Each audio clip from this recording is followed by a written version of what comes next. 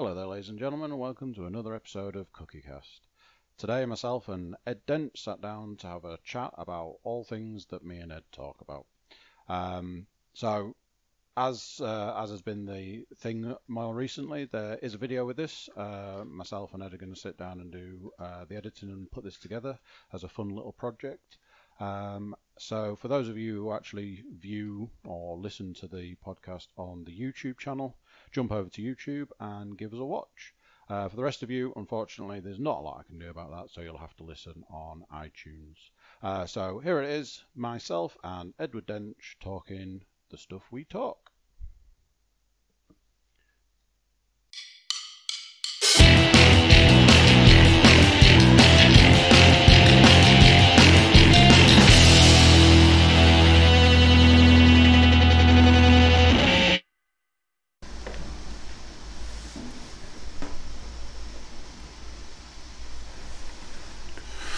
Right, podcast time, let's do this. I'll give it one of them for fun and the fair. If I do that, and do that, and we should still be recording. Okay, it's podcast time, let's do this. I don't see a light. It's on the top. Flashing I away. do see a light. Flashing away. Yep. Edward Dench. Podcast 3 for me? Podcast 2? 3. Not including zombie things? Which I've not actually been in yet, so spoiler alert. Oh, don't. Oh no, by the time this gets online, they'll be up. It's fine, it won't be a spoiler. That's true. It'll be fine. Yeah. I don't know if this is a very planned or well thought through one. We've finally figured out video to some extent, so... Yes! Edward, tell us about what we've been doing today. We've been trying to figure out video. We finally got the first bit of video tied to an audio file, and we've discovered that distance divided by time does not equal anything useful other than more time, apparently.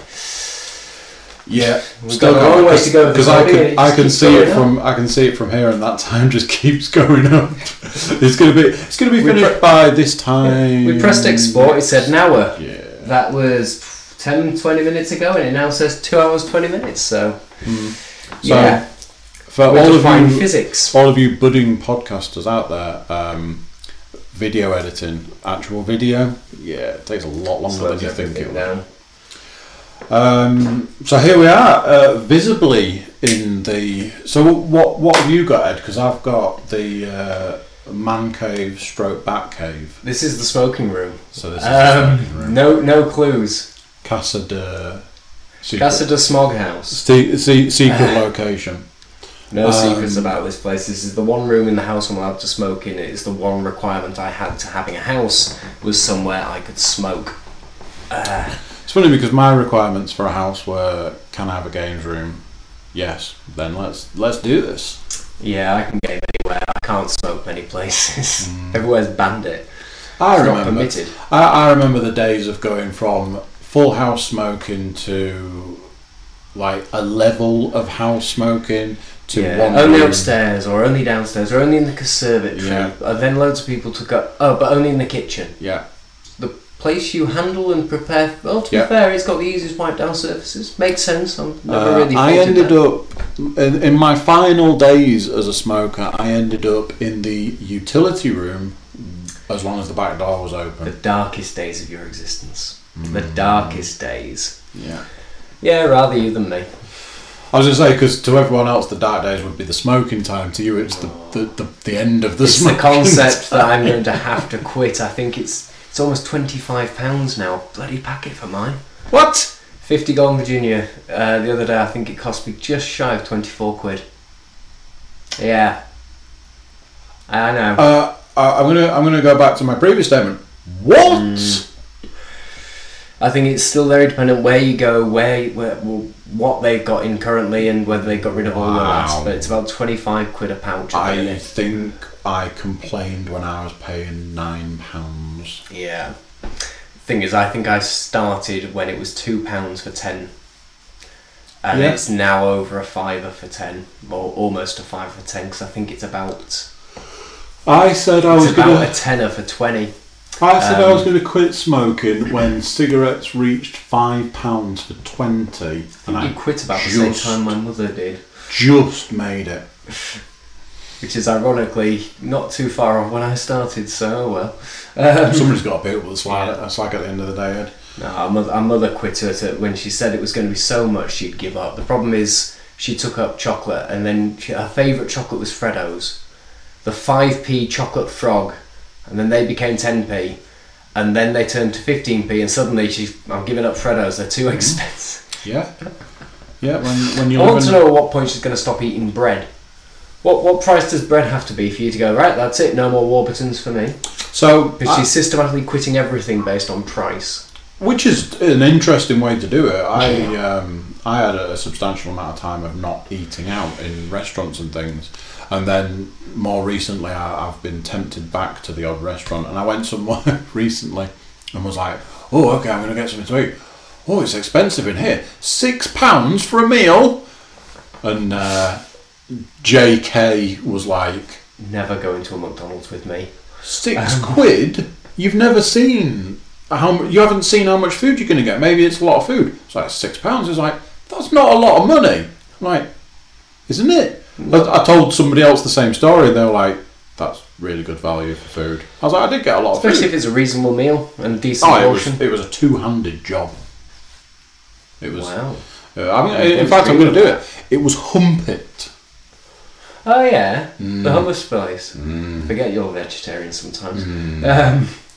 I've been seeing bloody. I saw a flyer for it. Just said hump it. I thought that's not a good thing to advertise.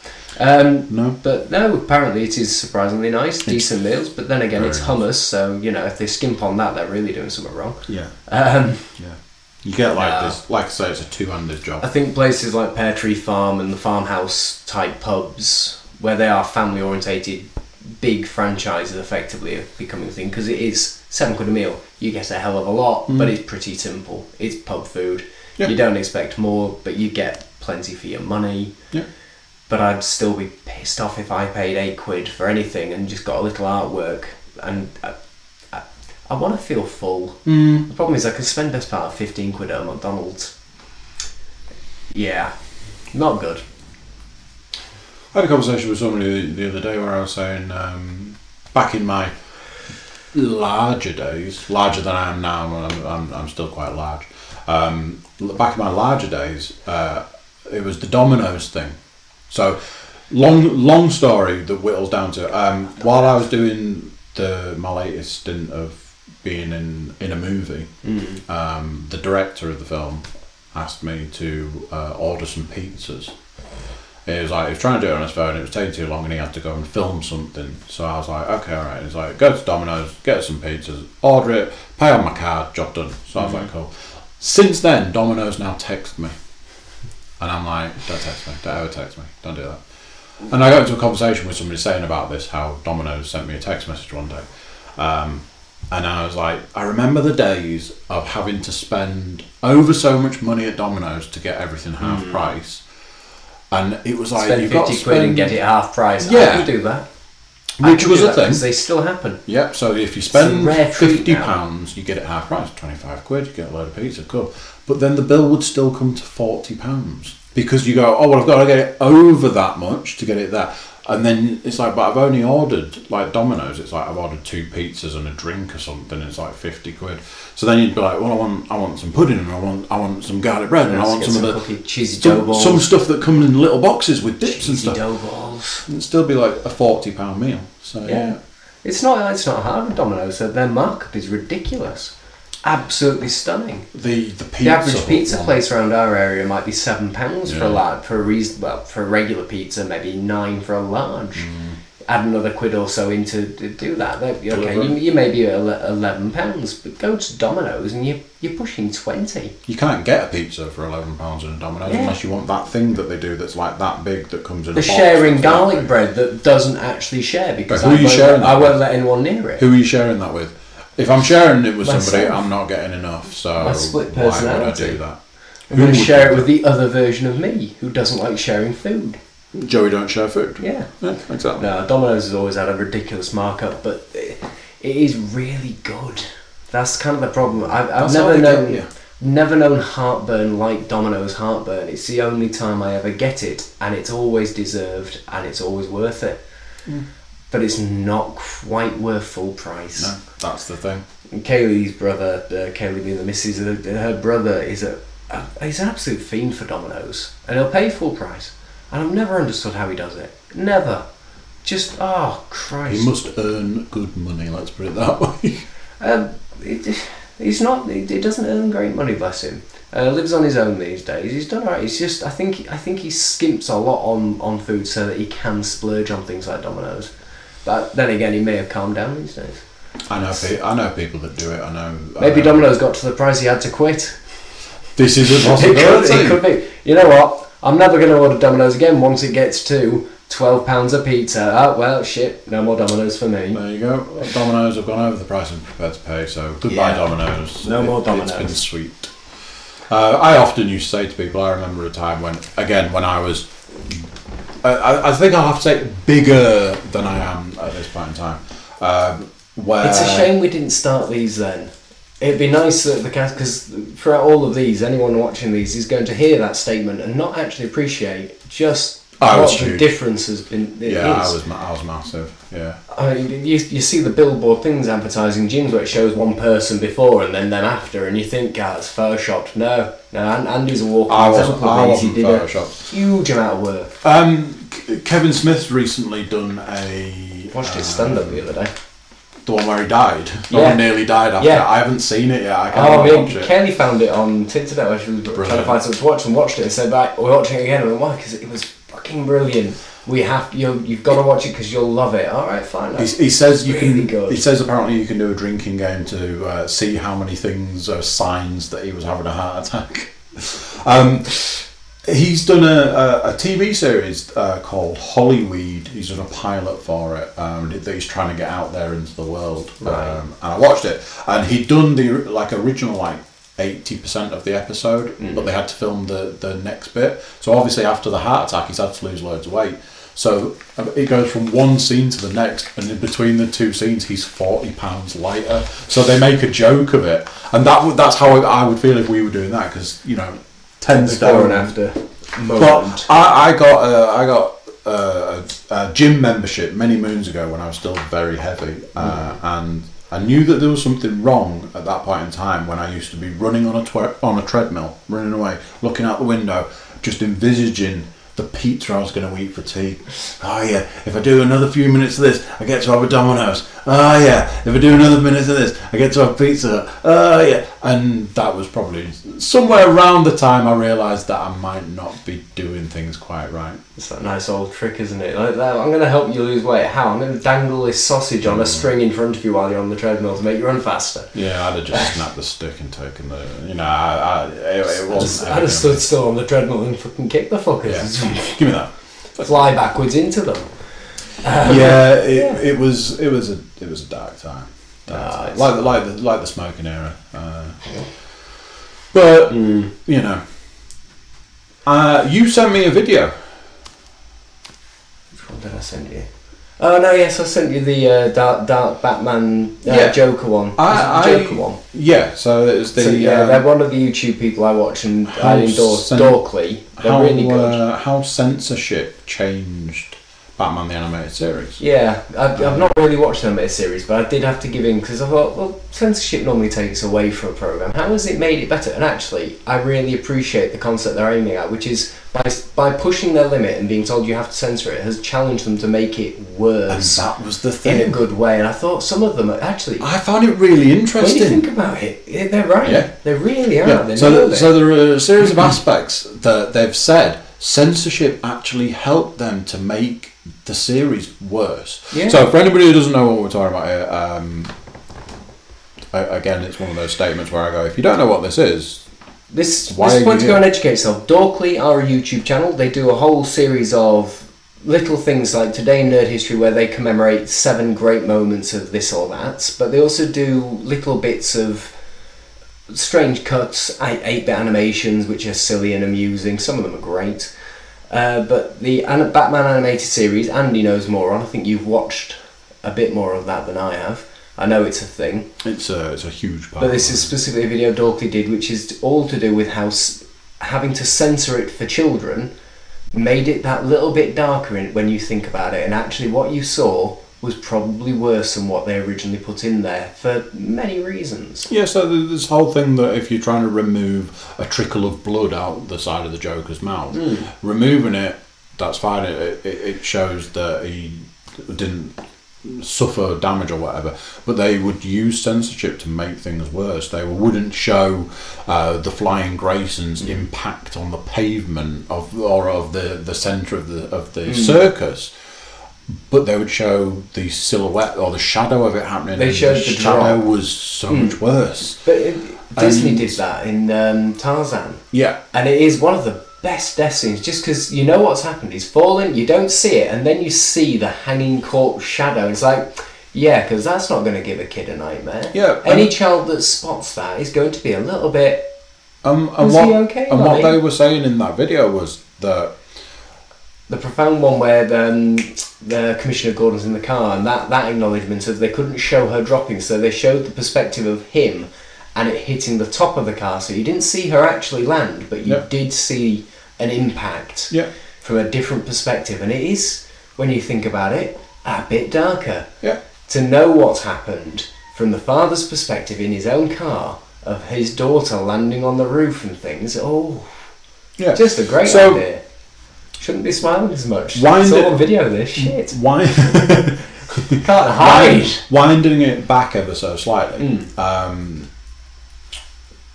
Going all the way back to the 1990s, when I was a particular age in the 1990s. We don't want to say. It's rude to ask someone their age. Well, it's rude to ask me my age because I'm so old now. Supposedly. I'm decrepit. I can't get out of this chair at this point in time because I'm so old. It's the only reason he's still here. He hasn't left since last time we did this. So back in the 90s, when I was a particular age, probably a little bit too old to be watching cartoons, but hey, you know, I still watch cartoons now. I'm going to endorse a few throughout this just because I can. Why not? I watched an. That could be the theme of this one. Let's make this all about the weird cartoons we watch and love. Yeah, you know, let's get real deep in some cartoons. I can tell you some great cartoons.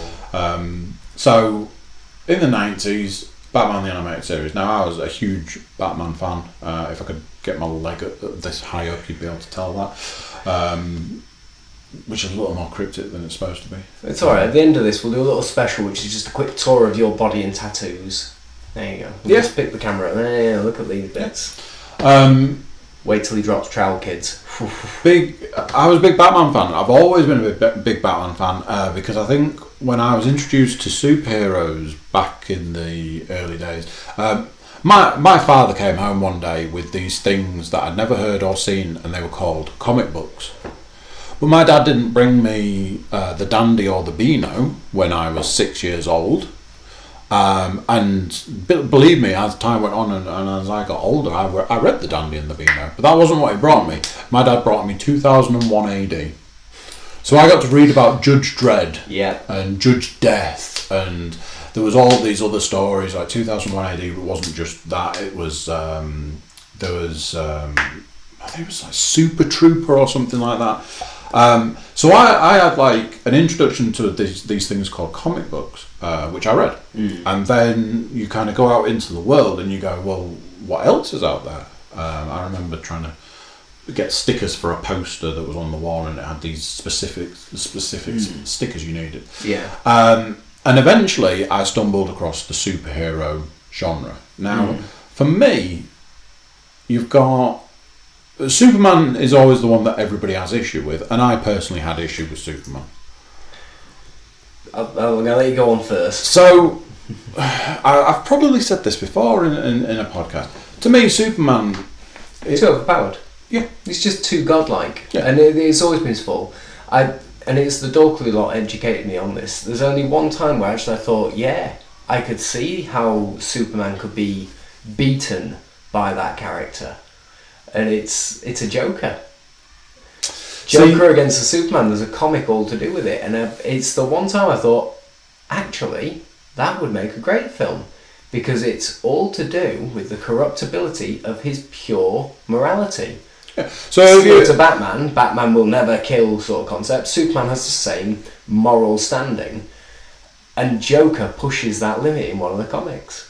And I don't want to spoil that concept, so I'm going to let people either go off and find that for themselves, or go look up Dorkly and find the video that educates you on that one. But it's because it's all contained in the same universe. There have been many stories around times where the Joker and Lex Luthor have had a conversation where it's usually the Joker stumbles along a lot across the thing where he goes, "Let's switch enemies."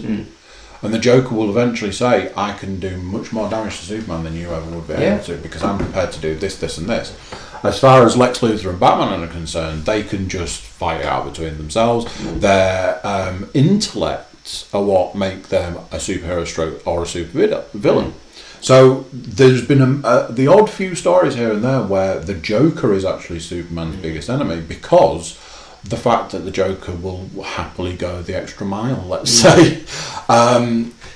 Batman and Superman have this thing where they won't kill, but there has been points in time where they don't save people either.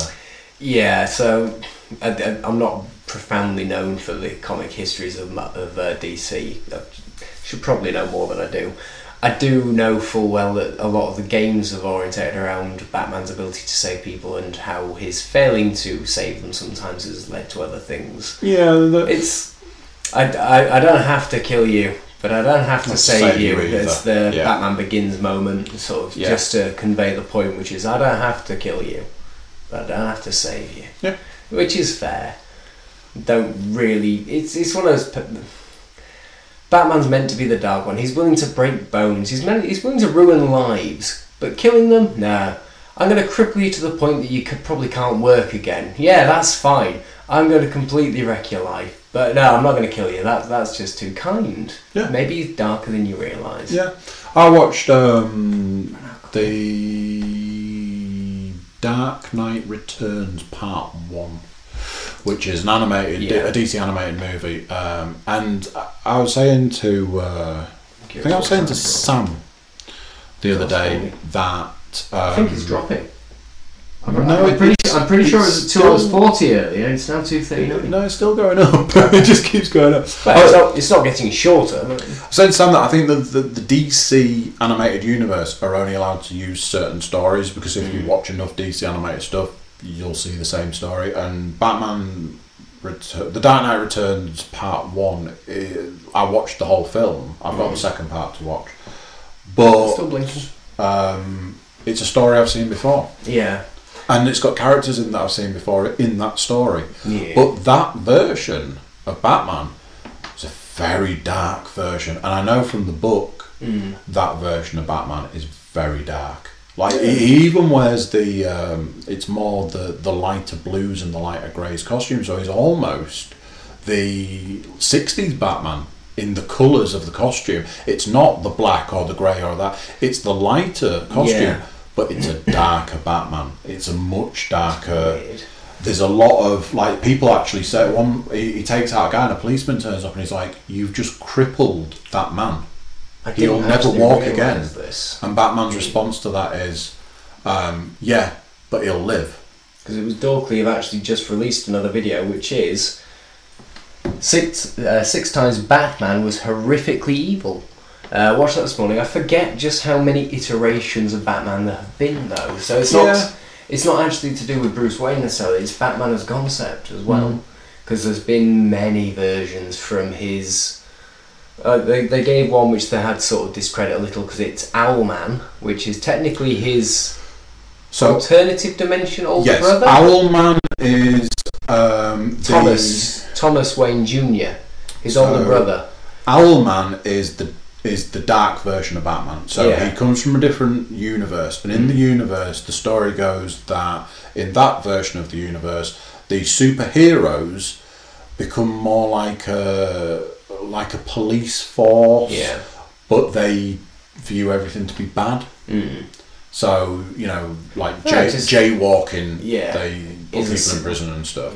All the super villains have been lobotomized by Superman with heat vision, and the Joker just sits in Arkham drooling, as do a lot of the others.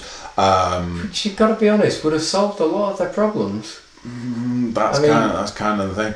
Owlman, would you do the same to Condiment Man? Does he deserve that? Probably. Owlman at one point decided that he was going to destroy all of existence. Oh, right. It would not just like the world, or not just like the planet or the universe or any of that, all of existence, because he worked out that there was all these different alternate dimensions, alternate universes, and he decided to make a bomb, and he was going to travel to the central universe, set this bomb off, which was going to wipe everything out and collapse the whole structure around it. I just didn't. I know they've done different iterations of a Batman concept. I just sort of fail to remember how many, because I know Grayson becomes a form of Batman, and then he starts off as the red helmet, red skull. So the Red Hood. Red Hood, thank you. Yep. And but he does become a form of a Batman later on, and then I know there's another variation where it's the father loses the family and survives, and he becomes a darker Batman. Yeah. I didn't realise they'd done so many twisted versions, because there's a Black Lantern as well. Black Lanterns was a thing which stunned me. I was like, good God. Yeah, Blackest Night. Yeah, that version, the Blackest Night storyline, that's quite dark, because there's a lot of dead superheroes that are brought back to life. There's the version in the story of where Bane's origin came from, where for a lot of those books, it's Batman isn't Batman. It's somebody else, because Batman gets his back broken and he's in. And it's thingy. It is Junior. It's Thomas Junior who becomes that Batman, and later on, obviously, Batman goes, "No, you've gone too far," and comes back to level the playing field. Because that's in the video. If you play one of the Arkham games, there's a character in it called Azrael. Yes, yeah. Who was hired as the assassin, because he's mentioned in that video as well. In the books, he takes over the mantle of Batman. Is that after the back breaking? Then, yeah. Right, I've got Then he takes it too far. So he starts modifying the Batsuit to be mechanical. So he has like metal gauntlets that fire things and stuff. He's turning into a bit of a... He turns like Iron Man. He turns it into a metallic suit that's all like superpowered and stuff. But he doesn't have the same moral code as Bruce Wayne. Yeah. So the Batman that he becomes is a Batman that will kill and things like that. Batman eventually returns, takes care of Bane quite early on, and fix the problems. Then has to go after that version of Batman. Yeah, that's fair enough. I'd say I should probably learn more about the full origins, as opposed to these little bits I get, but I never know where to start with them. There's too much. And this is a conversation that I had with Sam, where we were talking about the fact that superhero comics have too much of that. There's no... If you said, I want to read Spider-Man... There's no beginning. Well, which Spider-Man? Yeah. Which are you going to pick Ultimate, up? Legendary, Dark, 2099, you know, all the different... Is it Peter Parker? Is it Miles Morales? Is it, you know... Oh, I want to read about Iron Man. Well, which version of Iron Man? You know... The films have twisted things as well, because you get this thing where the comic goes so long, then it gets a film. The film goes so long, that becomes the version that people know. So then that merges back into the comics and stuff. Yeah. There are... And they take the bits that they like as well. Yeah. To help with this. I mean, Spider-Man obviously is not the basic of Spider-Man. It is a very further forward changeover into a weirder side of it, which is, I think, the Ultimate Spider-Man, where he had a nano suit and things, and that's kicked in. So obviously you've got your version that's they've sort of gone, right, what will work for us in this point, that bit of the comic, brilliant, put it in with that bit of the film, which is blended with that part of this comic, which has come from this version of that man from that comic. Got it, right, it's perfectly fine. Else out at the end. Which is why it's got its own classification. Yeah.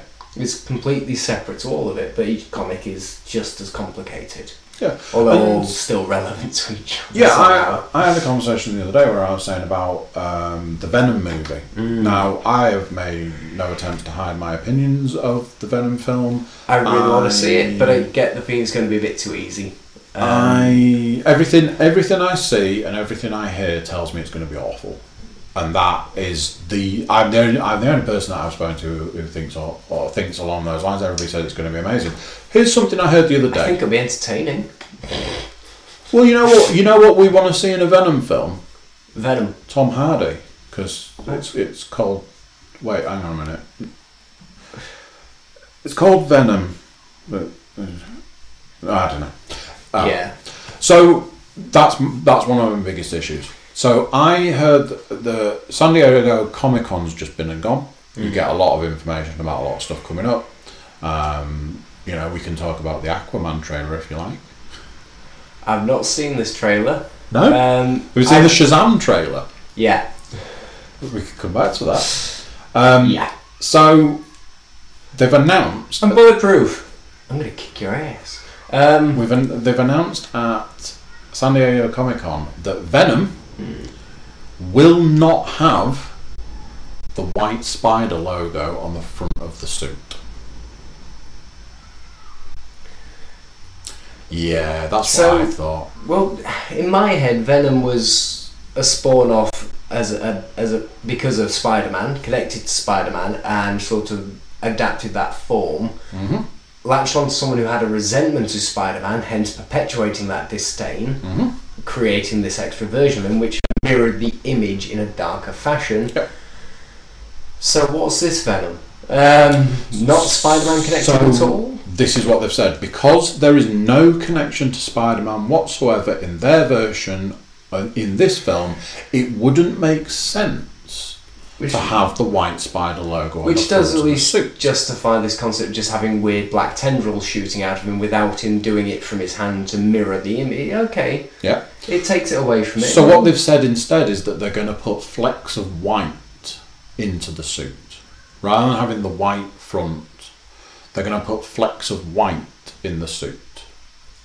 So we're just getting further and further away from Venom. Yeah. The problem is I've never seen Venom the way you're probably seeing Venom, which is an anti-villain. Because a lot of the comics, in my head, Venom was a bad guy. Venom was a villain to Spider-Man. Whereas a lot of people tell me he was actually an anti-villain at certain points and had his own stem off. Oh, there's plenty of Venom out there. If you want to read some Venom, there's plenty out there. So there was this thing that Venom was a bad guy. In the early days, Venom was a bad guy. What they did to soften Venom's bad guy aspect was they brought in a worse bad guy. Is that the red one? So Carnage comes along. Carnage. Carnage is Venom's son. So when you term it like that, Venom's son is a symbiote that has broken off Venom. Right. So it's separated itself from Venom and gone, oh, I'm off to do symbiote type stuff. It travels along, and rather than attaching itself to someone like Spider-Man, who would make it good, it attaches itself to a serial killer. So you've got the power of a symbiote attached to the mind of a serial killer, making for one of the worst supervillains going, which is Carnage. And that's how Venom becomes slightly better, because it's and that's it. They soften the edges of Venom. It's not that by he's making good. Something worse. Yeah, it's not that he's good. It's just he's not as bad as that. These stories feature times when Venom and Spider-Man team up. Venom hates Spider-Man, but when there's something worse out there, you can team them together. As time went on, basically they work out that the symbiote comes from a planet of symbiotes, and it's they send it to a psychiatrist. And the psychiatrist cures... Is this the Carnage Venom or the Venom? No, Venom's symbiote. They send it to a psychiatrist, they cure it of its evil ways and turn it into a good guy. So the most recent incarnation of Venom, the symbiote attaches itself to a career criminal, and it's actually the symbiote that's arguing with the criminal, going, you're a bad guy and I don't like you. And I don't want to be part of your criminal race. I quite like the changeover there. As opposed to perpetuating poor mood. It didn't go down well, so eventually they brought Eddie Brock back into the story, and then the symbiote just jumped in. I like the concept. People didn't take to it. It was violent. It's a bit Witchblade in my head. Yeah. You know, nice person gets a dark thing's trying to make bad things. Person's going, no, I can't. It's too evil.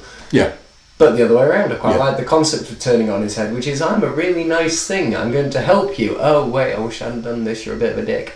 Yeah, and there for the Venom story, there's always been that tear. My question at this point in time is, are we really doing Venom anymore? I don't know what they're planning to do with it. I don't know if they're going to link it in later somehow, or hoping they don't for that purpose. They're probably just using up the property they've purchased. All these studios have purchased the right to use these things. Well, we better fucking make something out of it. Yeah. That's a dorky video to find, actually. There's one to do with terrible films that were made just so... Because when you buy these properties, you buy them for a time period. You are obligated to do something with that property. So Sony owns by a the certain name point. Spider-Man. And if you don't, it goes back up for auction. Yeah.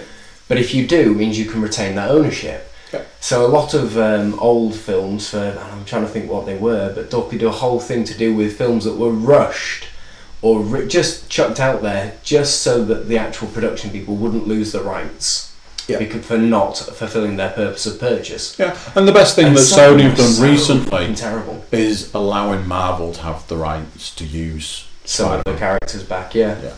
And it was the smartest thing they did. I'm pleased they're not bringing X-Men back in. I think they've done really well to bring it back to where it should be. I know there's another one coming in, which is the Dark Phoenix storyline of there, which I know we've already fucked over once, but hopefully this one will do a bit more justice. Apocalypse was terrible, but at least it's back to the comic-y feel as opposed to the reimagined feel. I'm kind of hoping they just go, right, brilliant, we're done with X-Men. We're going to stop shitting on the parade. At this point in time, because they finally got rid of Logan in a way that you're kind of happy with. You know, they gave him justice. He was dark, he was violent, it was bloody, and he's gone. No more Hugh Jackman.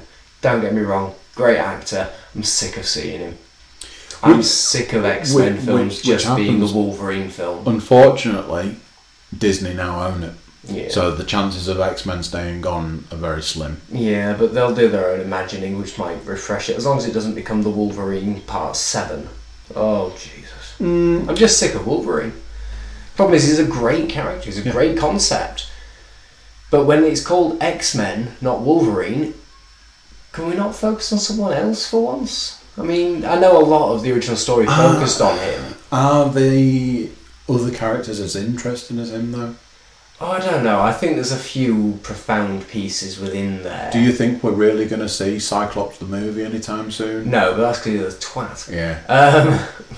The Phoenix storyline, other than... I know it's sort of hinged on the relationship between her and Wolverine in certain points. But then again, I don't know how accurate the animated series was to the comics, in that the Phoenix was actually an alien thing. Was that a truth from the comics, or was that something that the original animated series shat on? Oh, I might have stumped him. My understanding of the Phoenix was just that was the thing that lived inside Jean Grey. And that is what the most recent films created, but the original animated series, which is unfortunately... there'll be loads of actual fans who know X-Men who'll hate me for this. That's where a lot of my knowledge comes from. And in that 90s animated X-Men, or the one that came later? No, the 90s. Right. The 90s animated thing, basically, the Phoenix embodied Jean Grey because she had the power to control her, or the power it needed, and then refused to leave. It wasn't a stem off of her abilities or a split personality from her abilities. It was something alien. I vaguely remember because I own. And then on the same topic, we haven't had Mojo come into this yet, so let's hope they don't take too much from the animated series. Yeah, I own the X-Men on DVD. But Deadpool acknowledged that. Yeah. One of the characters from Deadpool 2 is from the Mojo TV series. Yep. Looking at what's it, something Star or whatever, and thankfully dies really quickly. Shadow Star? Something like that, I can't remember. Yeah. But yeah, it was a ridiculous piece of that whole series. Well, you know, it's amusing for kids. It had a rather grotesque looking creature that was just ridiculous. Featured weird TV series. Yeah, we don't need that in film. We really don't. But I don't know how much of that was, strict to the comic books, and how much of it was actually. But I mean, this is what we're saying, isn't it? That nowadays you don't have to be strict to the comic books because nobody knows what the comics are telling us anymore. You could literally walk into a newsagent's, or if you're lucky enough, a comic book shop, you can pick something up off the shelf, open it up, and go. Has a comic book shop now. I don't know what he's telling me. I mean, Big Bang made that a thing, if nothing else. If all of this Marvel hype didn't do it, the Big Bang probably stemmed the need for comic shops in every city. I think we've got one in York, Travelling Man. There'll be at least 2 in every other city by now. If you're lucky enough to go to Manchester, there's a Forbidden Planet. That's the full collector's shop, though, isn't it? That's a step further than comic book store in my head. That is a collector's store. Yeah. That is, I want a prosthetic version of the Predator's head on a pedestal, and when I walk past it, I want it to shout at me. I want to configure the sound to say, "What the fuck are you?" every time I walk into the house, you know. And it's the sort of thing I'd fucking love if I had money to buy. Speaking of Predator, we could always talk about the new Predator movie. Yeah, that's what I thought. I love the original Predator, and I really like the second. So the second is severely underrated in my head. I've seen something recently that said, how do you know when you're ready to get married? You ask yourself one question. You look at your prospective partner and you go, do I love you more than I love Predator? And if the answer is yes, then you're ready to get married. I don't. Because there are very few things in this world that men love more than Predator. Predator has a different nostalgia than women, I'm sorry. It's just, you know, Predator is that thing that you look at and you go, Predator. Yeah, but there's a certain thing that happens to me when I look at women that Predator does not do to me. It may have what is distinctly a vagina for a mouth, but it doesn't mean I want to skull fuck it. This is the thing, isn't it? So, like you were saying, Predator 1, just, I mean, do we really need to go on about how great Predator is? Predator 2. Thought the other day, I'm sorry. I'm surprisingly smooth shaven this morning from yesterday. I decided to shave. And why do I get a feeling that I need to learn how to edit video and audio very shortly? While shaving, obviously, as a bloke, you pull weirdest faces in the world to shave. And then you've had loads of these concepts in the world floating around, and comedians obviously play around with the idea that certain anatomical parts of women, imagine if it could talk and what it would say. Based on where women shave, imagine the faces it would pull is all I started thinking to myself. I don't know where this thought came from, but it just jumped into my head. Do you remember earlier today when I texted you saying, it's dark in the Dench house today? Oh God, it's getting worse, I swear. It's just saving poor faces. The only bit of women that genuinely have to be shaved in weird ways is that, and they do. Loads of female comedians playing this concept. Imagine if what it would have to say to you, and obviously the concept of what your penis may think you're doing. Oh, it stuck me in a dark hole the other day and made me do this till I was sick. The old joke, you know, things like that. I just thought to myself, imagine the weird faces it must be pulling. Then you're having to shave. I don't know where it came from. It just got into my head while I was shaving. It ruined the morning for me. Sorry. I don't know if that was that's a point in time that would lighten the morning for you. It just, I don't know where it came from. It just suddenly stepped into my head. Weird little moment for us. So yeah, weird cartoons I think was a topic for this. Yeah, we've gone on a real comic book tangent there, and your knowledge. Which I love a good. I'm thinking weird cartoons is our next one, please, because we've both been enjoying. Well, I enjoyed a bit of Invaders In with you earlier because I've been reliving that joyous, weird program. So this all stems back to the fact that we were talking about censorship. Yeah.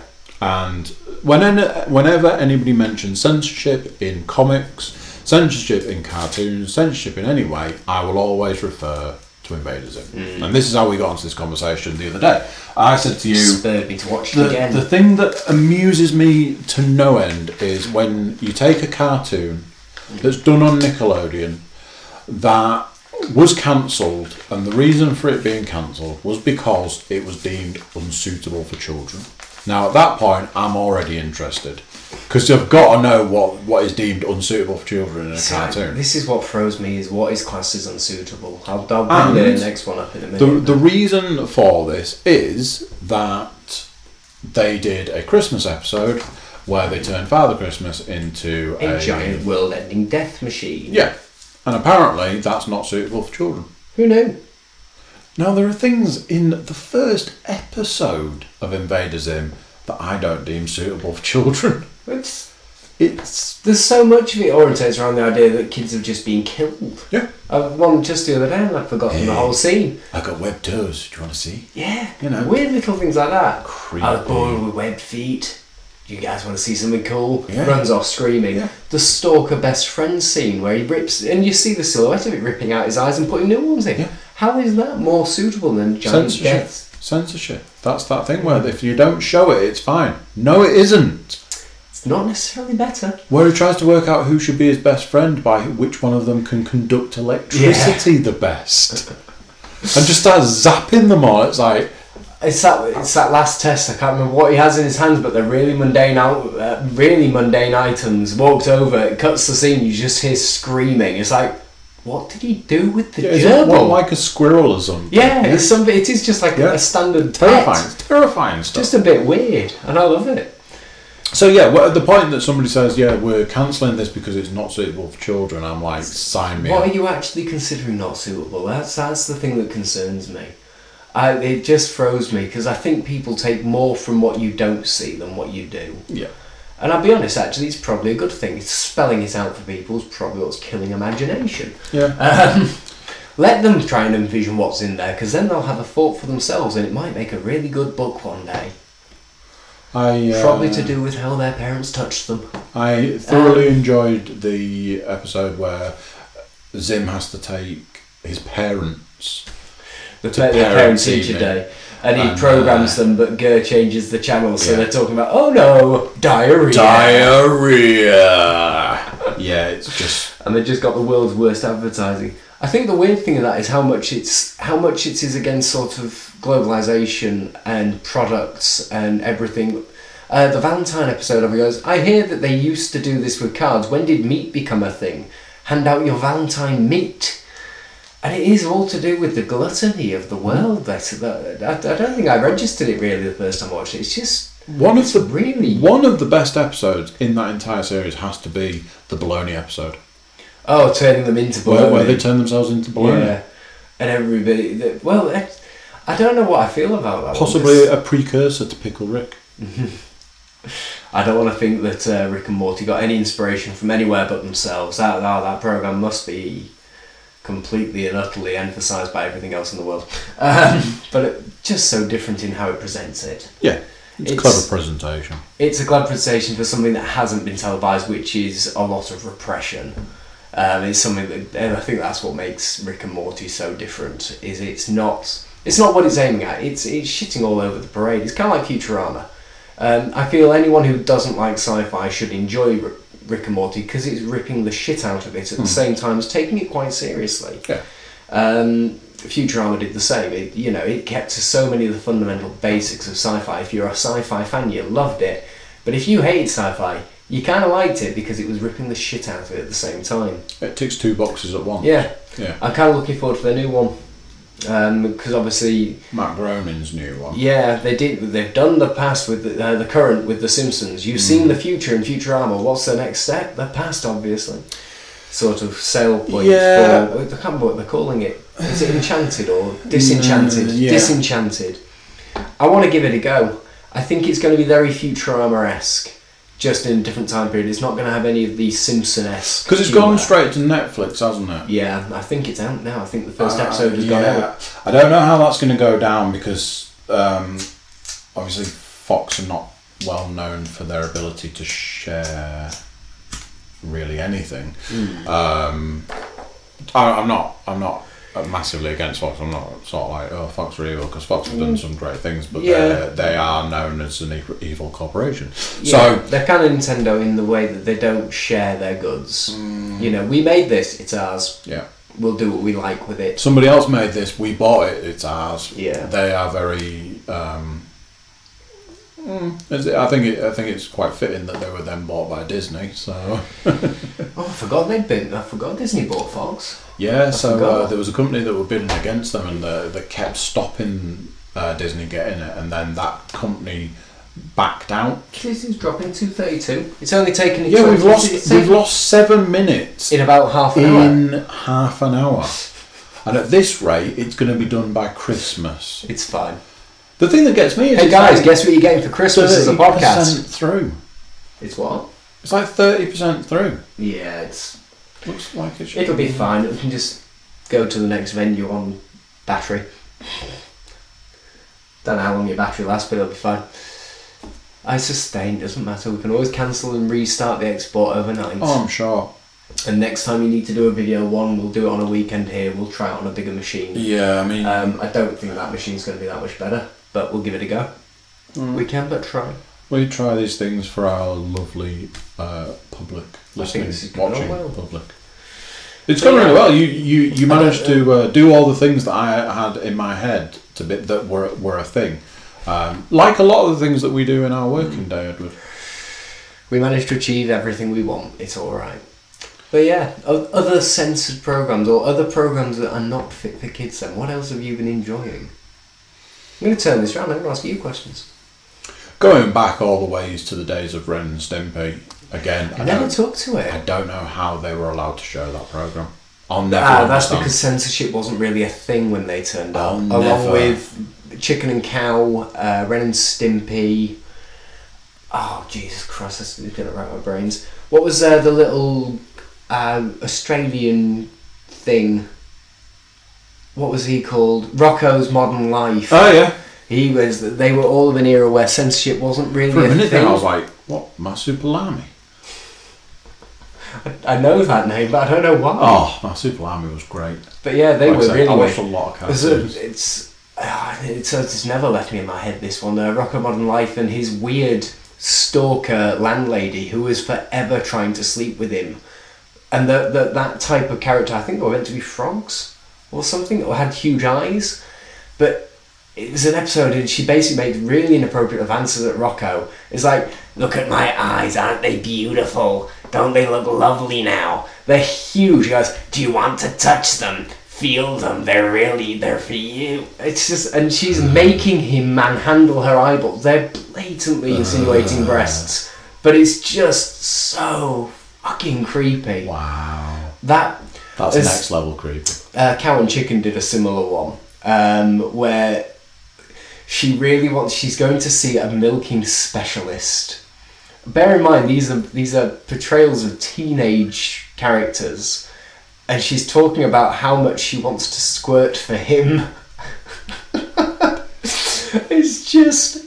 I mean, this takes us all the way back to the time of... censorship nowadays is a complete bollocks. Yeah, our entire society's gone so far. I mean, we were teetering on the edge of the cliff. We're now like driving down the side of the cliff face and straight. I think we've already crashed into the ground and exploded like a 1950s car off a cliff. There's so much stuff wrong with the current state of the world, but ironically, it seemed to be right. What have you been enjoying then that have been tipping your edge of it? Because I mean, Invader Zim's 7 or 8 years old. I can't wait for the movie. More. I really need to look into more about it. Invader Zim's more than 7 or 8 years. The person that got me into Invader Zim was watching Invader Zim when we lived together. I then moved into a house where I lived for 11 years. And I've been in my current house still flashing for 2 years. So we're probably talking more like 15 years for Invader Zim, because he was into it a long time before me, and I was like... I have no idea. I remember seeing it when it first turned up and thinking for the adverts, that looks like the right type of weird. Me and my mother used to enjoy that programme a lot. Along with a really weird thing called A Town Called Panic. Shall we... Have you seen it? No. You have. You just don't know it. Wilhelm Scream. A Town Called Panic. Loads of you will have seen this. It was the Cravendale adverts, the weird little Indian and cowboy. There was an actual TV programme of that, and it is so messed up. Just weird. If you had to guess... The age of Invader Zim and when it first turned up. Yeah. Alright, hold on, I'm 30... What year are we? 2018. I want to say 2002. No, that would have made me 12. I had to be older than that. I want to say when I was about 14. Let's go with 2005. By 2005 it had finished. Fuck. And it ran for 3 years. I liked messed up shit. 2001 to 2004. Oh, I was close with 2002. I didn't think I was that old when it turned up. God, I liked weird shit when I was a kid. This is the podcast. The podcast group has just blown up with lots of abuse. Yeah, I'm going to leave this open so you can hear the Wilhelm scream. I do enjoy how many times there's a lot of racist banter between our group of There's people. a racist banter. I'm sure that Paul has just been called a racist in this process. Something about Monkey Town. Well, they're fucking racist. They can't. It's only Hartlepool. There can't be anything against Hartlepool. Is Hartlepool considered a race? So the monkey hangers thing. They're called the monkey hangers because the story of Hartlepool is that they tried, convicted, and hung a monkey for crimes, and that then became their thing. I'm sure that's a thing. Me and Kaylee watched for the first time the other day Clerks 2. Oh wow, for the first time? Yeah, well, to be fair, Clerks is one of those things I'd never watched and finally gave into and really enjoyed. So we watched Clerks 2. I think it tried a bit too hard, this one, as an actual film. But it brought up that topic of porch monkeys. Porch monkey. And I'd never heard this term before, and I thought it was a random term they chucked in for the fun of pretending it was a racist thing. So they can make a song and dance about it, and the idea of why is it racist? It's not racist when it actually wasn't. They were just pretending it was. It's an actual thing. I googled it. I've never heard this term. Obviously, you cleared your browser immediately. No. Should I? I don't know. I just went through the Urban Dictionary to find out all the different explanations. You're going to be on some list somewhere at this point in time. I have to look these things up. I'm very naive. Occasionally, I have to Google the PC term to use for certain people because I just don't know where it is anymore. I'm sure it was acceptable to say black once, and I'm pretty sure it's not anymore. Yeah, and then you're allowed to say coloured. But coloured's not cool anymore. No, it's come back around to you have to say black. You see, coloured is now racist, which 10, 20 years ago that was the term. This is the problem. That I am about as white as you can get. Anybody more coloured than this is coloured. It's perfectly acceptable. Laura Harrison in my office is coloured because she's very tanned. It's not racist, it's a fact. I'm a white sheet of paper. If you put crayon on me, I'd be coloured. So I have trouble with it because it keeps changing and I can't keep track. And I know that's what I keep saying. Yeah, it makes my life difficult. I just don't know what is kosher and what is not. I have a good habit of saying things I shouldn't say. You may have noticed. No, because I cut all your bits out. Really? Yeah, I've had to edit a couple of your podcasts. Really? Just for safety purposes. I have a feeling I'll be editing this one as well. No, you won't. I might leave it in. We might both end up on a list. I would. Leave it all in just for the joy of it, because if nothing else, I might become ridiculously famous. It'll turn up on a tweet and then I'll get sacked from a Disney movie. Oh, God, there you don't go. even start on that. This is the point. So, something that was said ages ago. Did you see the Chris Hardwick thing? Do you know who Chris Hardwick is? No. Chris Hardwick started a company called Nerdist, and he did the Nerdist podcast. And Nerdist became huge. I'm sure... It might have even been you that told me about this. There's a video of the guy who did the voice for the Animaniacs and Seth Green reading a Star Wars script, and the guy who's doing the Animaniacs does an Animaniacs voice, and Seth Green does Chris Griffin reading Anakin Skywalker's lines from the third Star Wars film, and it makes me cry with laughter. Just purely for the bit where in Chris Griffin voice, which I'm going to mess up now, Seth Green goes, "Don't make me kill you," and then I just used to walk around the house, go up to people, go, "Don't make me kill you," because the guy Robert Paulson's the other guy, which weirdly enough is the name of the guy from Fight Club, but he's just. I don't think I've ever seen this. Right. But I might have to look when we later. finish this, I'll show you. It's genius. But that thing in the background of it is the Nerdist logo because it's done on the Nerdist network. Chris Hardwick started this company, became very popular. He knows a lot of famous people, so he'd just get people on to do his podcast. Yeah, so it became renowned through association and then became big on his own. But it became huge. He sold it. It was its own company. He made a lot of money. His fiance has recently come out saying that they were in a very controlling relationship, and he was Wilhelm. He was sexually controlling towards Just gonna her. mute this so they don't keep going off. So Chris Hardwick did The Talking Dead, Right. which was the talk show after The Walking Dead. He also did a series of other things and was subsequently fired from all of the stuff that he did. Nerdist disavowed him, so they removed him. All because his ex-fiance had come forward and said that he was controlling.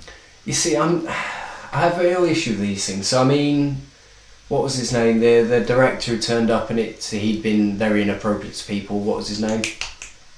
Recent one. James Gunn. No, before that. Guardians. No, before that, producer. Apparently, he used to give people on the condition he slept with them and things. Harvey Weinstein. That sort of thing, I agree with. He should be punished appropriately, and I know the other actor had Kevin some Spacey. Spacey's had a whole thing, which unfortunately for Kevin Spacey, he I was think dealing with one thing that didn't look all that bad. Yeah. Unfortunately, now 4 more people have come forward and said. I think the Spacey one has a bit more of a tear between the timeline, but again, there has to be some repercussion, because what has happened is beyond just a poor judgment at the time. Whereas, say, the gun thing, as I understand it, seems to be to do with historic tweets that people have found. 2008, 2009, he's made a series of jokes on Twitter where he's joked about rape, he's joked about very inappropriate things. But and they were jokes. They were, and they weren't as inappropriate then as they are now. And the problem is he's being penalised for something that was more acceptable. And it's the same level of standard as if, say, somebody has picked up on what is now not an accepted term for black people, and saying, "Oh, he must be a racist." The problem is that was the right term then. Are they doing the same now? Are they just picking at it? Because this is it. Now it's not kosher, but then it was. All right, it wasn't as big a issue. It wasn't cool. We're not saying what he did was acceptable, but it wasn't frowned upon the same way it is now. Yeah, and it's the argument. I get the point of this Gunn GDPR thing now, purely because these things are all cropping up. There's certain things I think should be erased from your history, and they shouldn't be accountable now because of time change. But other things I don't think you should be able to erase, because the Weinstein thing would be really hard to dig out if you remove the entire history of a person's records, especially because the internet is one of the biggest ways of communicating now. Yeah. I don't see the benefit of this. I think there should be, if you need something removing the internet, it should be sent to a court to look at first. I've to decide whether it should be removed, because it could be really incriminating. One of Joe Rogan's stand-ups, he tells certain jokes, and those jokes are quite graphic, and they're quite, a joke's a joke. But there's certain jokes made by Richard Pryor in the day that if you said them now, you'd be hung. You would be completely and utterly shot for the insinuations. But then it was kosher. But we shouldn't attack him now for making them then. But Joe Rogan has to say after each of these jokes, "These are just jokes, people. I don't mean that. I'm not saying it's serious. It's a joke. I've written it as a joke. I'm not saying that I believe that. I'm just trying to make you laugh. Don't take it as I mean that. I don't want to see the front of the newspaper tomorrow. Joe Rogan thinks this. Yeah. It's a joke." Taking something out of context is very, very dangerous. The guy with the fez. Oh, Tommy Cooper from the day. Yeah. He used to have this thing when he was interviewed where he would have to wear the fez when he was joking. And then he would tell interviewers, if I've got the fez on, I'm telling you a joke. If I'm not wearing the fez, it's me. Don't quote me. Because he used to get quoted as, Tommy Cooper says this. Yeah. Out of context to how he means it. Howard Marks, when he did his live shows, he would have to wear something that said, that allowed people to know when he wasn't being himself. Because of the various different things. He used to have to, I think he wore a wig or something to let people know it wasn't him. Yeah. But it's when Strange you're at school, concepts. I'm guessing you knew hundreds of Englishmen, Irishmen, Scotsman jokes. Yep. And the problem is, take that story, take an Englishman, Irishman, Scotsman bit away from it, and suddenly you are take the context of it away, and it's completely unfair. Yeah. But then again, it's a real tear. And there's going to come a time where we won't be able to say, do, watch, think. It does make me worry. I did watch. I can't remember who introduced me to it. Something Squirrel. Oh, internet. Squirrel? No, it's an internet video. What was his name? Can't remember. It had a real Invader Zim animation style and voice about it, but it was all talking to do with safety measures and warning labels, and basically stop doing it, because all you're doing is letting people be thick and encouraging it. Let Darwinism take its course. And I really do agree. I used to check. And I know I'm a bit. I used to check in with the Darwin Awards every year. The Darwin Awards are absolutely love them. I used to have like a book of the Darwin Awards and stuff. They've published loads of them now. There was the year when the winner didn't actually die. They gave the honourable mention to a winner. So sorry, the winner to an honourable mention.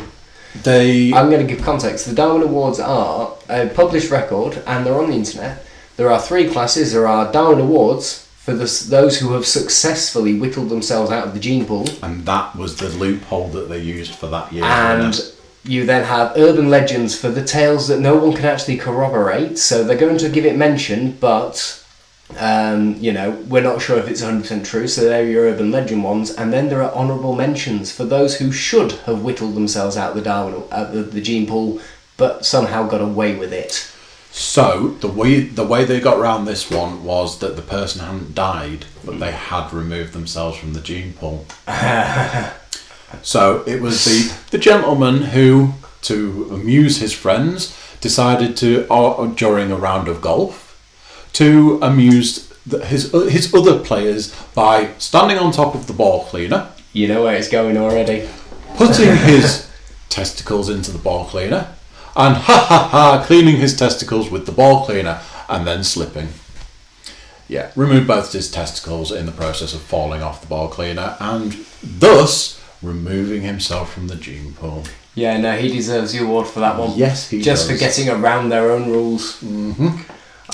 One of my favourites was Terrifying. to do with a bloke who'd saved for his life because he really wanted a Ferrari. He wanted to own his own Ferrari. That was his only life goal. Good goal. So he was obviously a relatively either lucky bloke or clever bloke, because he's managed to get himself to a career where he could own a Ferrari, save the money to do this, and he's finally got himself to the point he got his red Ferrari. He was so pleased with himself. He was driving in his red Ferrari, smug as anything, fucking happy. I'm caught in traffic, I don't care. I'm in a fucking Ferrari. Fuck the world, this is great. I don't care why it's slow. Ding, ding, ding, ding, ding. Train parking lights. I don't care. I'm in a Ferrari. I see the barrier. I see a second barrier in that mirror of my Ferrari. What the fuck? Parked on the fucking tracks. In a desperate plea to save his Ferrari that he had worked for and saved for and desperately tried to preserve in his life, he got out of the Ferrari and ran to the train, flailing arms, to try and stop it, to save his Ferrari. He saved his Ferrari. Apparently didn't save himself. Oh, wow. Yeah. Fucking love that. Absolutely adored it. I think the other one that I liked from that around that time was the girl who her friends were showing a Bazaar magazine, which often had like disgusting. It was all. I was going to say images Bazaar was and- tattoos, piercings, and oddities. Her friend went, "Hey, look at this!" Opened the magazine at some disgusting image, and the girl went, "Ugh!" Fainted, fell backwards, hit her head on a coffee table, and died. Simple but effective. Yeah. Oh well. Can you imagine that friend going, Yeah. Shit. "Oh no!" Oh bless them. Darwinism at its finest. It's just the world is getting to a point where you're being too courteous. I mean, where do you draw the line? What deserves help? What doesn't? Haywire. The problem is, where do you draw a line though? What needs help? What doesn't? At the end of the day, some of these people have trouble contemplating the implications of drinking that vibrant blue liquid that looks delicious. If you And hurt other someone, people have trouble reading. So do we help dyslexic people with reading hopefully, and not help the people who have trouble understanding that vibrant green liquids should not be drank? Where do you draw the line? The problem is, If you hurt somebody, I'm half and half on a tear. I don't want to perpetuate stupidity, but then again, if I say I'm not to help these people, does that mean I shouldn't help them? You can't walk, you're in a chair. Does that mean I shouldn't put ramps up for you because I said I shouldn't help that person stop walking into walls? Ugh. And I have a real tear because I don't think people should be separated. I feel that people should be allowed to do everything everybody else is able to do. But I do feel that mind your head is an obvious warning, because if you can read it, you can see the thing you're minding your head for. Therefore, do we need a mind your head label? But then again, do I need a set of stairs or a ramp? Yes, I need a ramp. I'm sorry, we do. Yeah, I mean, it's, you know, do we need the label? Don't because drink this on the stuff that's going to kill you. I don't mean the word panda, but I can't think of a better word to describe it. But we have given in to another person's inability. The fact this person just has a simple concept of how the world works and that, you know, walking into that's going to hurt is still their inability. It's a tricky one because that is a genuine requirement. There is nothing this poor bloke in the chair can do to avoid it, whereas you are just being thick. Open your eyes, take your eyes away from the phone. You probably wouldn't walk into something. But you spend difficult. You spend your working days building things to make people's lives better, whilst working on the one simple principle that everybody's stupid. Yes, it is a good quote, which is, make it idiot-proof, the world will make better idiots. Yeah. It only makes better idiots if we let them perpetuate. But you can see the tear. Is helping one person not walk into a wall the same as helping someone who genuinely can't do something? At the end of the day, you can't draw a line, so we kind of have to keep doing it. I'll give you an example. And these examples. This is going to be one of the things that gets cut, people. These examples can go on forever. So they never stop. I have an issue. There's no right and there's no wrong. I have an issue with bad drivers, and because I'm a perfect driver, flawless. Oh yes. Because I'm an exceptional driver, I find that all of the drivers are bad drivers. That is not 100%. I thought that was the rule of being a driver. There are just a lot of bad drivers. I thought that was the rule one to have a licence. Is, do you think that other person is a tosser? Yes, I do. Congratulations. A friend of mine, when I never wanted to learn to drive because I was terrified of learning to drive for a series of different reasons. A friend of mine told me that you don't learn to drive to be a good driver. You learn to drive to be a good driver to learn to preempt what the idiots on the road are going to do. You don't learn to drive. You don't learn to drive yourself. You learn what other people might do. Yeah. And it's an example. A couple of Fridays ago, it was Claire's last day.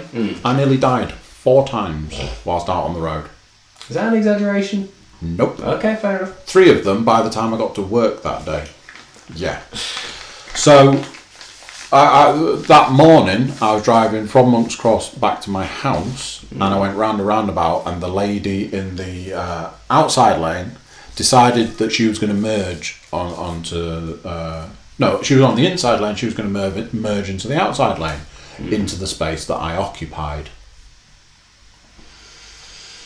Yeah, people's inability to look. Unfortunately, that is a dependency on mirror. Now behind, now behind, now behind. Turn. Oh, wait, there's a person right next to me. Yeah. And if only cars weren't equipped with multiple devices to help you work out if there's somebody in the lane next to you. It's not even about that. No, it's not. Because it's actually something I have against the driving test. Is it does tell you should regularly check all your mirrors, and if the driving instructor doesn't notice you check regularly enough, they will mark you down for it. So I use my eyes while I drive. 2 devices you own without a car is your eyes. Yeah, I was told driving like this and going, you might not be able to see this, but looking like that, looking like that, and like that Glancing isn't enough. No, you physically have to turn your head, turn your head, turn your head. Yeah, you need peripheral vision. That driving instructor doesn't know that you're looking in the mirror and will fail you for it. Yeah.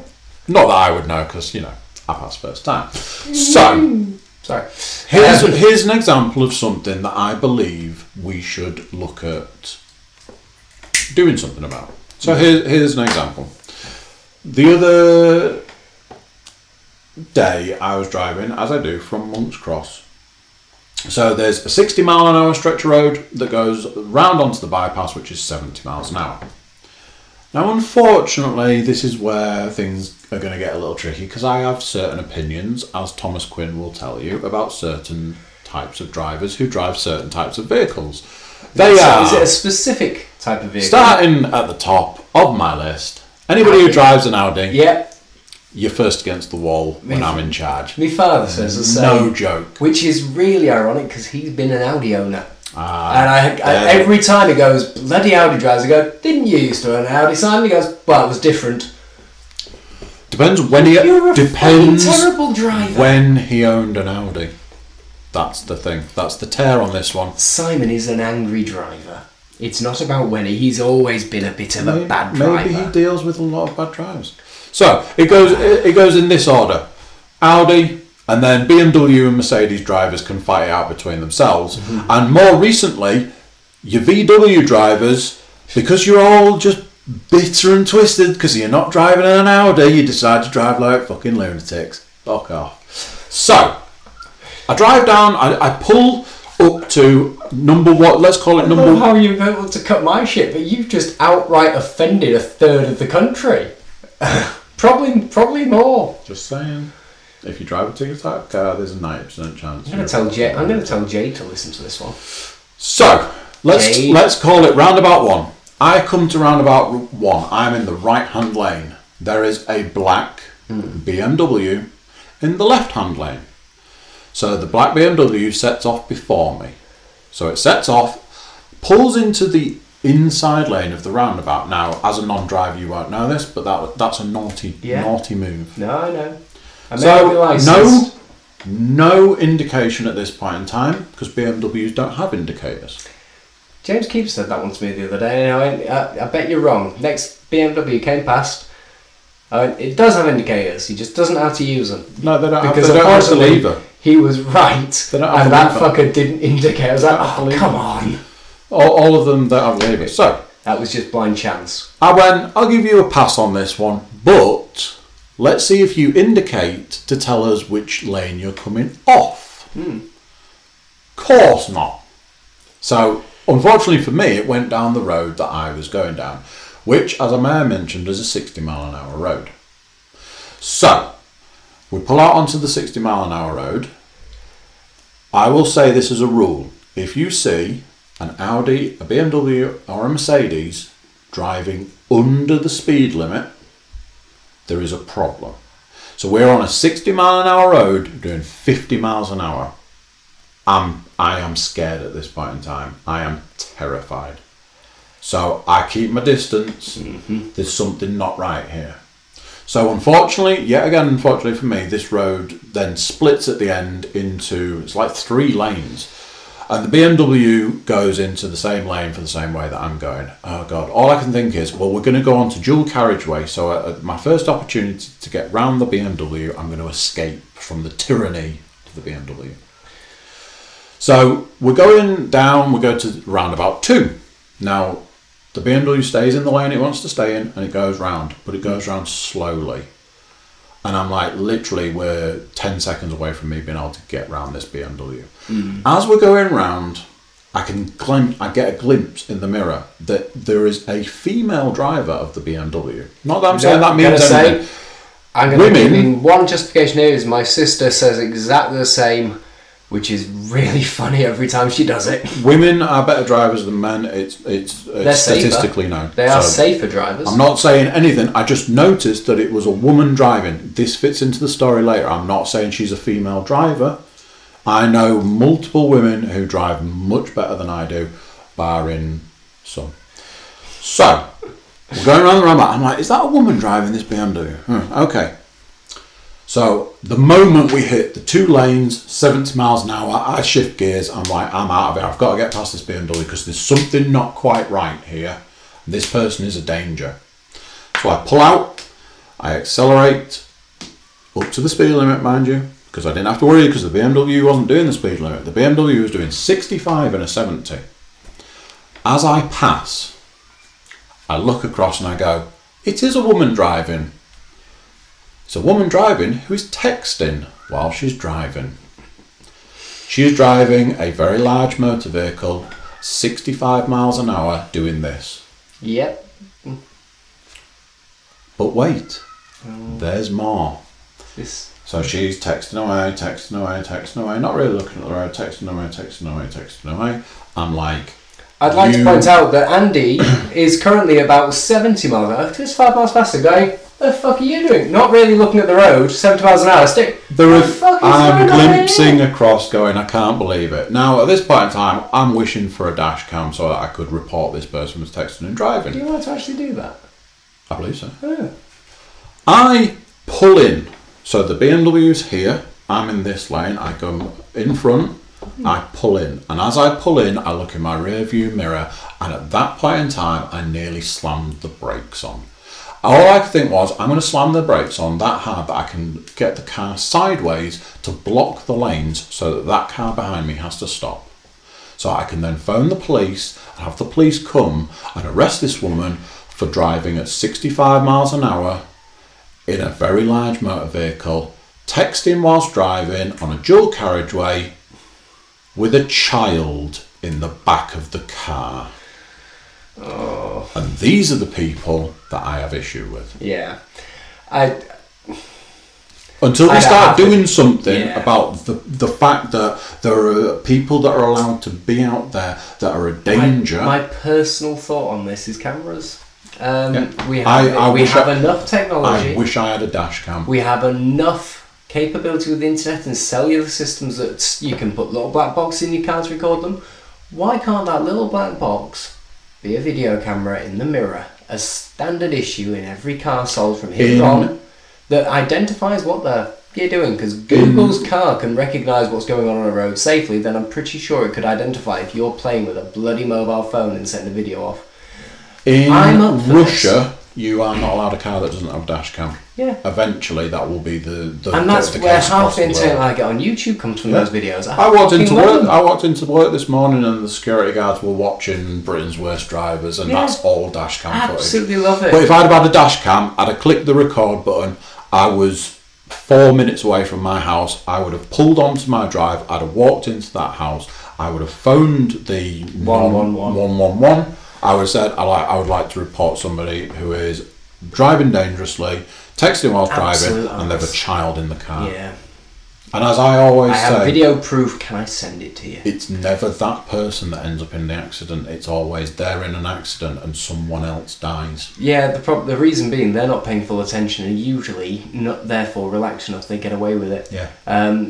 Kids have a nice habit of surviving it purely because, again, they've not got the awareness to panic and stiffen up, but the driver who is paying attention and gets hit by them panics, locks up, and that tends to be what causes most of the damage. The worst part of it was it's why drunk drivers tend to survive so often. It's because their body's very relaxed due to the fact that they just don't respond. That I knew there was a child in the car was because that child was strapped into the middle seat. Yeah. So unless there was two other children in the back of that car, that child was in the wrong seat as well. Yeah. And it was a small child who should have been in a car seat. Yeah. So there's a multitude of things wrong in that situation. I have 100 issues with any of that. My gripe with any driver at the moment, unfortunately, my father is the prime example I have of this, is his double standard for it. He will speed at moments, and then he will, if he knows where, because obviously the same route every day, you know roughly where speed cams get put and where cops lurk for them. Obviously he slows down and does the bit where he doesn't speed that bit, but then if someone speeds past him, fucking hope there's a camera, oh there better be a camera. You want them to get caught, but the one I remember when Michael was at Bishop Burton College, and he'd been licensed, so he was able to drive down there and he was able to drive back, and Simon would drive with him so he could drive the car, and then Simon would drive back. Simon a couple of days later got a speeding ticket through the door. Well, Simon was raging with Michael for getting that speeding ticket. Good bloody God. Well, when Michael finally came back and had a look at this, Michael managed to actually completely and utterly disprove him and go, yeah, I didn't get that ticket, you did. Oh, the satisfaction. But he's got such a double standard for it. If you've got a problem with speeding, don't fucking speed. I have a problem with everybody who is defying these laws. So, texting while driving, phones while driving. We've got hands-free kits. Your phone has a built-in one, for Christ's sakes. If the call is that urgent, get a little stand for your phone, and when it comes through, just say, "Okay, Google, answer the bloody phone," and it will do it. You don't even need a headset. You don't need fancy tech. Our cars nowadays, Bluetooth built in. Yeah. So our recent, and if you've got an old car which doesn't, your phone has it. So even the most basic phone has my that last car. There's no excuse anymore. I had a device that I put in my last car that would allow basically a Bluetooth connection to the car, so that I could listen to podcasts while I was out on the road. One of its functions was, if somebody rings you, you can talk to them through the phone, through the speakers and all of that. Yeah. I had the experience of, in the new car, of going, oh, the phone's ringing. Oh, what do I do? If I press this button, press the button, and next thing, the person on the other end of the phone is talking through the speakers in the car and can hear me because I'm talking back to them through the car. That was like great. Leanne's new car's got even better functions than that. Like you can phone people by a touch of a phone. You can text people from your car by basically saying, I want to reply to the text I've just got. It'll go, here's a list of things that you can say. Pick one. You go, I want number 3. Okay, I'll send that message for you. Phone on its own, no car. Call Kelly Patterson. Sorry, who do you want to call? It's figured it out. It just doesn't know which one I'm actually talking about at the moment. But it figured out who I want to call as a standard function. That's all I'm proving as a point. Leanne's car, you go, call mum. Yeah. And it gives you 5 possible options for who you might mean. Yeah, if it doesn't know, if you can't distinguish an exact one, or if you have more than one number for a person in your phone, then it'll list them out. If you've got, I'll be honest, that one does bug me, if I'm honest, purely because you usually have one on your SIM, one on your phone, and one on your Google account, so it's got 3 of the same number, which is enough for it to go, which one? They're all the fucking same. That one bugs me. But yeah. I think just by default they should automatically ring the first number in the list unless you specify a specific one. But again, it's built into the phone, for Christ's sake. Siri is a wonderful voice system. Google's is coming on heaps and bound. Amazon's is very good. Admittedly, that's not in your car, but still, all of these things have come on so far. They're really, really intuitive. There's no excuse. So, again, one of the functions that Leanne's new car's got is that it'll tell you the speed of the road. It's got a heads-up display. Yeah. So when you start the car, this thing goes... And again, that's improved GPS tracking. A lot of the old TomToms and things actually had it because they programmed into it the maps where you were then told you're about to hit a 30 zone because they knew that was a 30 zone. So I've gone because from... Google's map system has replaced so much of that, they get the updates as soon as they happen. Yeah. Which also means all these things talking together means you can tell where blockages are, you can tell where speed limits have changed, you can tell if it's dropped because of construction. So I've gone from a sat-nav to a built-in sat-nav. The one thing I miss is that the sat-nav would tell me the speed of the road, whereas the built-in sat-nav doesn't. And I'm driving along going, is this a 30? Is it a 40? I try and look at the other cars to try and work out what they're doing. Yeah. Especially on roads I don't know. Try using your Google Maps once. Just give that a go for a bit. Just put your phone in, plug a charger in, Google Maps. I sometimes use the Google Maps when I'm driving somewhere and the sat-nav doesn't quite get you to the exact place. Yeah. It'll get you close. And that, it does worry you, doesn't it? I've paid explicit money for this functionality and this, all it does. You take me to where I want to go. But my bloody laptop with an internet connection will tell me the exact location where I want to go, and that's just from Google. Good. Just, yeah. So no, I agree with you wholeheartedly. Anybody who actively defies the simplest of rules which keep people vaguely safe. Yeah. Because they're not And there this to is protect to you. me. They're there to protect the people you're likely to kill. If I'm a famous person and I say something you don't like, don't listen to me. Yeah. You know, it's the old thing. George Carlin said it about 20 years ago. There's 2 dials on that TV set. One turns the volume up and down and one turns the channel over. Yeah. Use them. If you don't like something I've said, Don't listen to something else. Watch something else. Yeah. Don't go and complain about what you've seen. Because maybe I'm not for you. Yeah. And I think that's basically the same principle as music. Do we think that... I'm sorry you didn't like jazz, but don't ban it because you don't like it. And Yeah. it upsets you because it reminds you of your father who passed away, therefore it must be an offensive thing to the rest of the world. No, just change the Just station. listen to some parts. Listen to whatever else you want to listen to. It's not that hard. You manage the music. Do we think that every single person who says, I like stand-up comedy should be listening to Frankie Boyle? Yeah. Because some people want dad jokes. Some people want Peter Kay, not Frankie Boyle.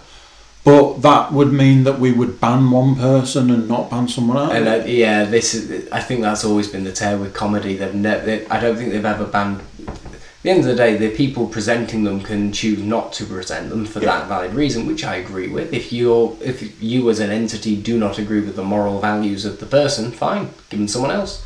And if nowhere will take them, they can try and find their own means. I agree with people refusing to deal with people, but I don't think anybody should be banned. And if Disney do feel that the gun bloke doesn't represent them, that's fine, fair enough. But I don't think he should be penalised for something that was that long ago. If it's the problem they're going to have, and the problem that Disney suffer with, is Disney do not want any form of bad press. They actively run in the opposite direction of bad press. So they'll do anything to get away from it, and that's understandable to be a company that size. Problem you've got is, well, again, based on the marketing model, which is family fun, family entertainment. That is Disney. Disney is children. So the problem you've got is that James Gunn is Guardians of the Galaxy. The first two are his films. At the moment. And he was part way through making the third one. To then say, sling your hook, mate, for something you said 10 years ago. Yeah, but they don't wash their hands of Walt, do they? Considering large amount of evidence suggesting his dubious habits in these back rooms, and he was pro-Nazi as well. Yeah. You know, there's a lot of features about Walt that really aren't very Disney, but they've never washed their hands of him. I know it's hard when his name is the fucking logo, but, you know, I can't remember the last time I saw Disney go, by the way, we deplore where we came from. It's just... Germany do something very similar. They censor a lot of things to basically ignore a lot of World War II and Nazism for valid reason. Have you seen the Wolfenstein thing? Yeah. And they had to remove swastikas all the way through that game and replace them with other logos and anything that insinuated and connected to German. Again, anybody that doesn't know, Wolfenstein 2 features Adolf Hitler. He's not portrayed very well in it, as you can imagine. When they released the game in Germany, they removed any mention that it was Hitler. I think they removed the moustache. Yeah, the iconology of him. And they just refer to him as the commissioner, I think. So they removed any mention that character in that game is Hitler. But that is a specific criteria of German censorship. And I understand why, but it does kind of feel like they're just trying to pretend it didn't happen, which means someone's going to repeat this stupidity. I can't remember whose quote it was, but those who don't learn from history are condemned to repeat it. Yeah, hiding your head in the sand about it doesn't sound like learning from it. I'm afraid to say they should be accepting this happened. It was a thing in our past and we can come past it. I mean, you don't see... America doesn't sit there going, slavery never happened. No, you mentioned slavery, it didn't happen. It wasn't a thing. They accept it happened and they've grown as a result of it. I mean, I know there's still a lot of problems in America in its scale of racisms and rednecks culture and things like that, which have problems, but as a general, the whole culture has stemmed and progressed a lot from understanding, accepting, and knowing that slavery was a thing in their past. Yeah, you have to accept. And England's very much the same. We know full well we were a real dick country in our youth. We took over half the world and we went, hang on, we shouldn't have done this. We gave it back. We don't sit there sort of going, no, East India Company, no, it wasn't a thing. No, it never happened. We did. East India what? No. We did have a bit of a thing for owning... We were a major dictatorship back in the day. I mean, that was, unfortunately, that's just progression. Everyone starts and it goes full fold eventually. But we've never sat there going, that never happened. And I don't think there's much in English culture that I know of anyway, that we sit there going, no, not a thing. We are very aware of where we came from and where we're going and trying to be better. But I think we try too hard, and that's where the censorship thing goes. A bit AWOL. We're trying too hard to pander to things. But it's not just us, it's worldwide. It is getting worse and worse. Weirdly enough, America is one of the worst countries for censorship. They censor all sorts. I'd seen something at one point where they showed the different news broadcasts across the different countries, and Britain and America are two of the worst countries for censoring the news.